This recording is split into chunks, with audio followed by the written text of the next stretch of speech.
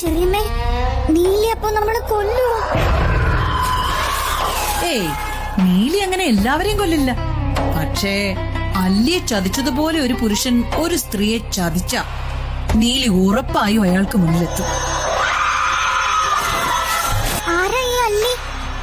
അല്ലി നീലിയുടെ ആരാണ്? ആ, അല്ലിയും നീലിയും തമ്മിലൊരു ബന്ധമുണ്ട്. പണ്ട് പണ്ട് പണ്ട് എന്ന് പറഞ്ഞ ഏകദേശം ഒരു 9-ാം നൂറ്റാണ്ടിന്റെ മധ്യത്തിൽ. അന്ന് പഴകന്നൂർ ദേശം വാണൊരു ദേവദാസി ഉണ്ടായിരുന്നു, കാർവേണി. സാധാരണ മനുഷ്യരുടേതായ ജീവിതശൈലി ആയിരുന്നില്ല കാർവേണിയുടേത്.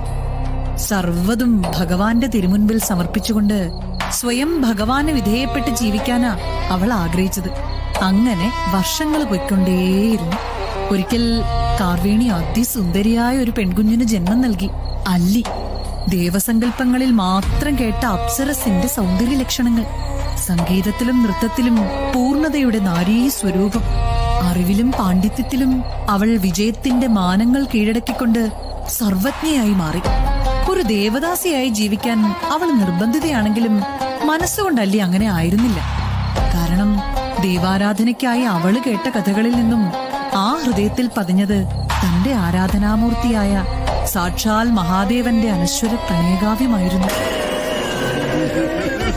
നീലിക്കായുള്ള കാത്തിരിപ്പ് ഇന്ന് ഇവിടെ ആരംഭിക്കുകയാണ്. 2-ാം ഭാഗത്തിനായി ഫോളോ ചെയ്യാം കനവുകഥ.